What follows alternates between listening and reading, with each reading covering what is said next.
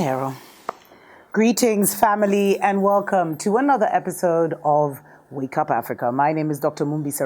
How you doing? How's everything going? I really do pray, family, that you are well in all your ways and that you're moving into living life really in your own narrative. And come on, off, Errol. Come on. And that you are really moving into living in your narrative, family. And I wanted to just talk today about the importance of the narrative and how the narrative is transforming Africa so rapidly that the enemies of our souls literally can't control it. I don't think they had any idea that the awakening would be coming through their devices. I shared a story on a previous show, and I just want to share it briefly here. If you've heard it before, I apologize, family, because I've really been looking into the greats, Bobby Hemmett's,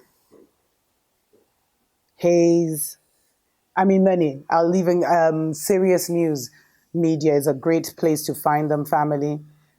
But Bobby Hemmett talked about, I talked about this, how there was a certain community and they were told that the gas prices were going to skyrocket and they weren't going to be able to afford it.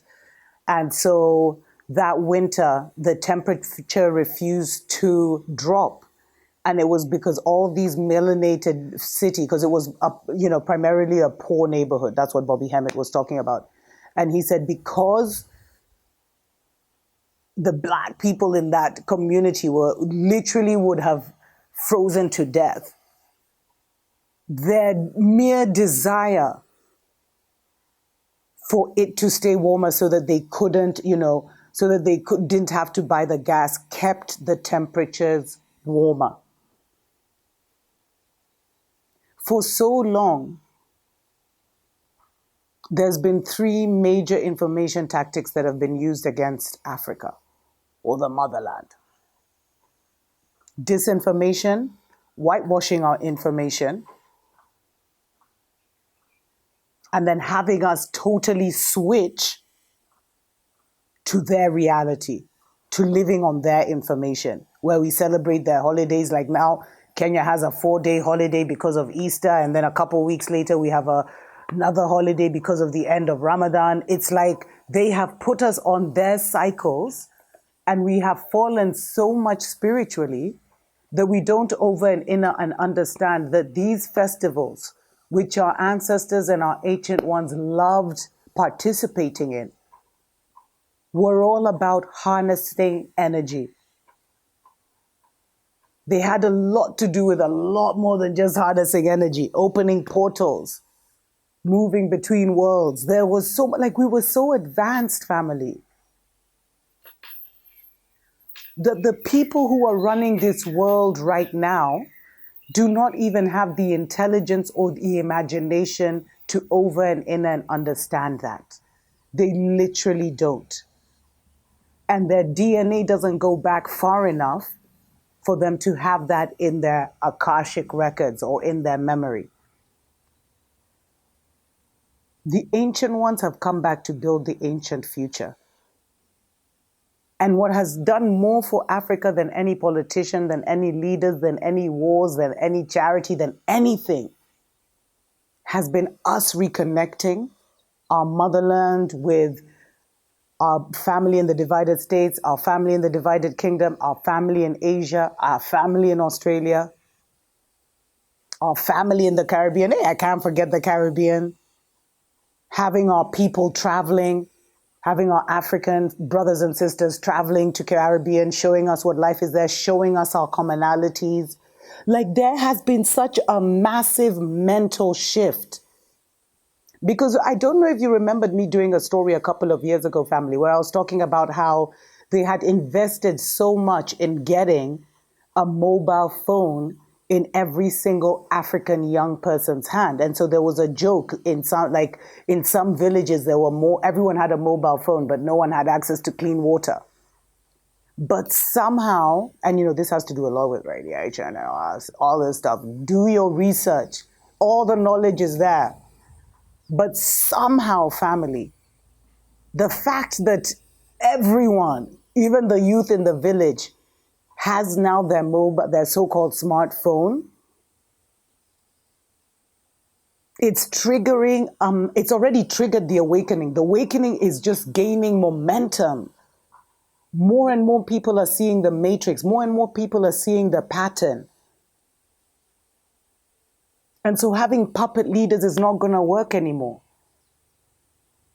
because they are no longer in control of the group consciousness. Their worlds are also going to start collapsing because we're no longer giving our energy to their story. We want to know more about our story. And you know why the gods of Egypt and the Orishas and all these ancient, powerful beings are back? It's because once again, we're saying their name.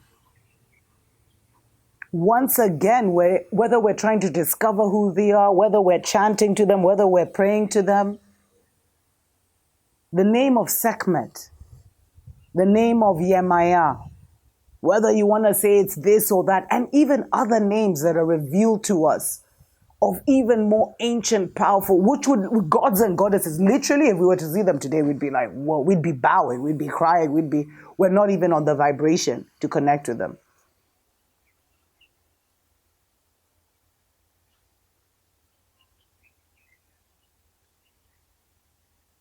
There's a revival of our information, which is what is creating the revival on the continent. We're not going to be in the situation of gathering this information for long and being like, wow, oh my God. Please check out the show I did on Putin revealing a black Jesus and my thoughts on that. We're not going to be in that. We're moving beyond that into something that no one can fathom what it will look like.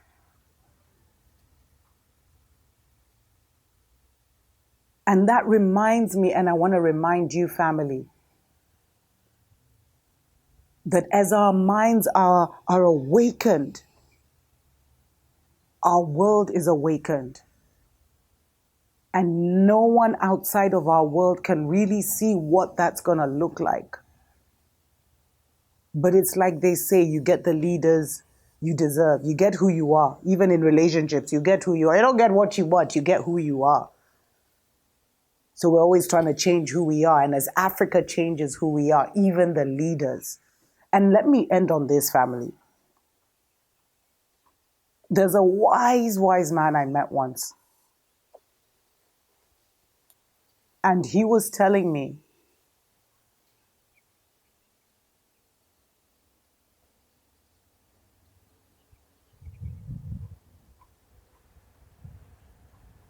you know, that story has just escaped me, family.